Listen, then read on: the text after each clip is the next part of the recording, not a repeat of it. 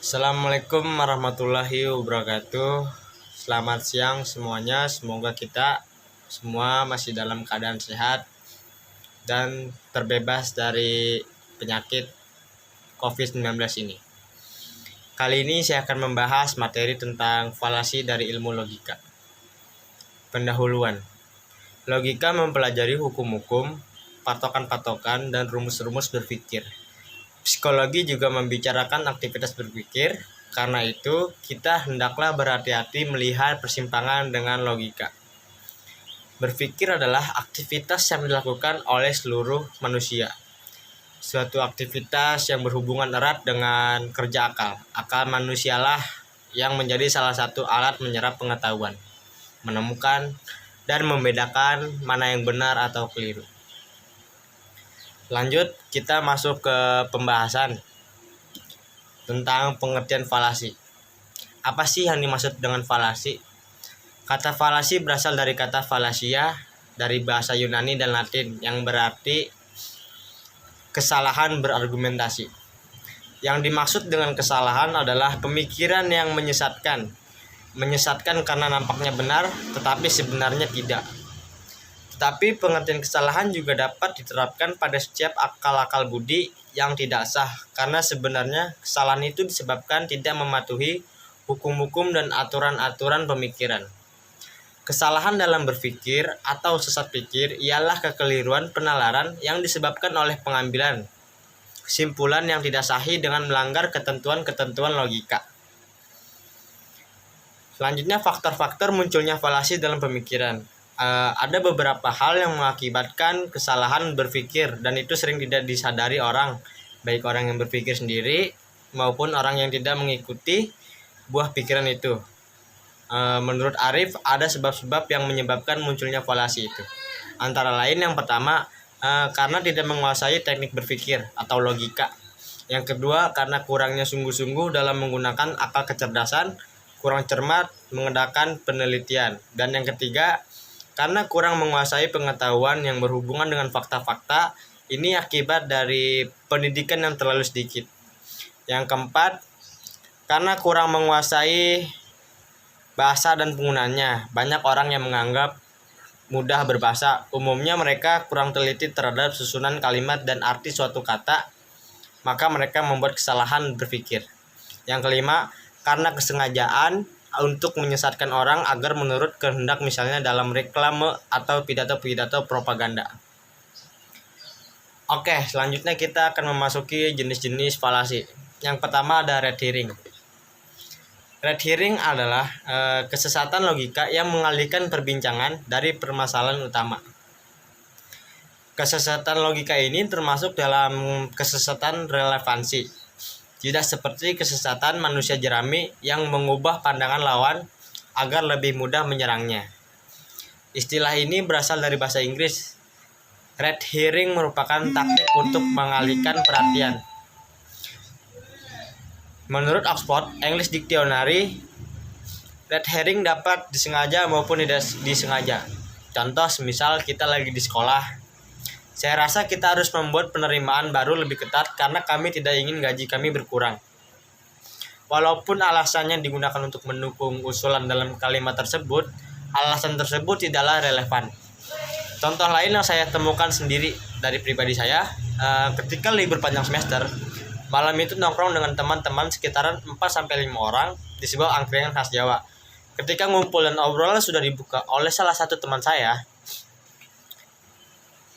mereka membicarakan gini, mumpung lagi libur panjang nih, bikin usaha kecil-kecilan lah, ucap salah satu temanku.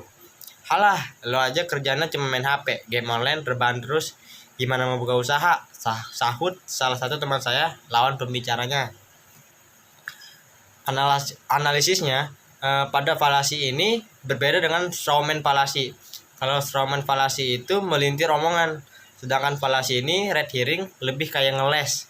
Intinya tidak nyambung, kita ngomongin apa, dia bahasnya apa. Itu untuk red herring. Selanjutnya ada burden of proof. Burden of proof atau beban pembuktian adalah mengklaim sesuatu yang membutuhkan pembuktian. Gagal untuk memberikan bukti yang cukup, lalu ia menuntut pihak lain untuk memberikan bukti sebaliknya dari hal yang mereka klaim. Sesat pikir ini terjadi ketika seseorang berargumen, tetapi ketika ditanyakan alasannya, orang itu akan meminta orang lain memberikan alasan. Hal ini sering terjadi ketika seseorang berargumen tidak berdasarkan data dan kurangnya pengetahuan yang dimiliki. Orang yang memberikan alasan pada sesat pikir ini cenderung setuju dengan pembuat argumen. Contoh lagi, semisal kita lagi ujian di kelas. Kita sebut saja teman saya ada Ucok dan ada Udin. Ucok ngomong begini, tadi lo nyontek ya? Ngaku aja lo. Si Udin jawab, hah? Enggak, gue gak nyontek. Apa coba buktinya kalau gue nyontek? Ucok menjawab, ya lo lah yang buktiin kalau lo gak nyontek.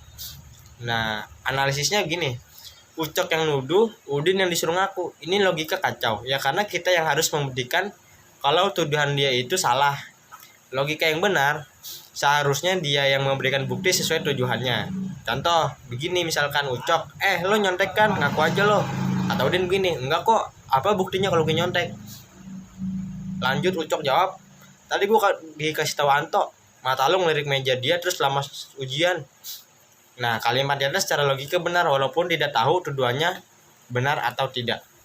Contoh lain yang saya temukan, misalkan ketika saya waktu di bulan Ramadan buka bersama. Di suatu tempat acara bukber anak SMK pada kumpul untuk berbuka bersama.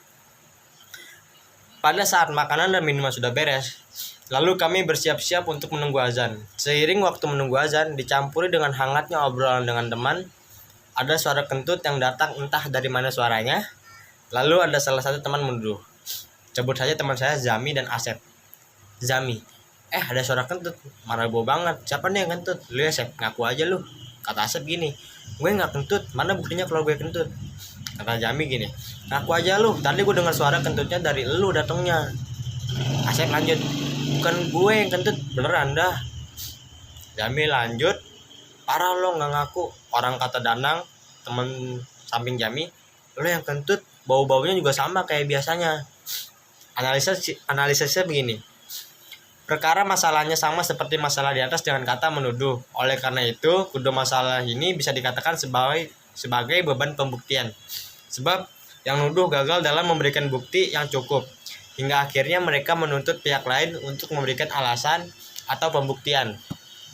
Nah, selanjutnya ada jenis falasi yaitu ad hominem. Ad hominem merupakan singkatan dari argumentum ad hominem, yaitu upaya untuk menyerang kebenaran suatu klaim dengan menunjukkan sifat negatif orang yang mendukung klaim tersebut. Penalaran ad hominem biasanya dipandang sebagai kesesatan logika. Berbagai jenis argumen ad hominem telah dikenal di Barat setidaknya zaman Yunani kuno. Aristoteles dalam karyanya Sophistic Refutation merinci tentang kekeliruan saat menyerang si penanya, bukan argumennya. Contoh, Ucok, kita sebaiknya menggunakan teori yang tepat untuk menganalisa masalah ini. Udin jawab, diem aja lo dasar cungkring. Pendapat orang cungkring kayak lo mana bisa dipakai. Nah, contoh lain yang saya temukan misalkan kayak Raffi Ahmad adalah artis yang pernah memakai narkoba dan ditangkap oleh kepolisian. Oleh karena itu, karya-karya yang dibuat oleh Raffi Ahmad sangatlah jelek. Analisis. Kalimat di atas termasuk serangan ad hominem. Karena yang bukan mengarah pada logika atau pemikiran, tapi justru ke pribadi yang tidak ada hubungannya dengan pembahasan. Sekian, terima kasih. Wassalamualaikum warahmatullahi wabarakatuh.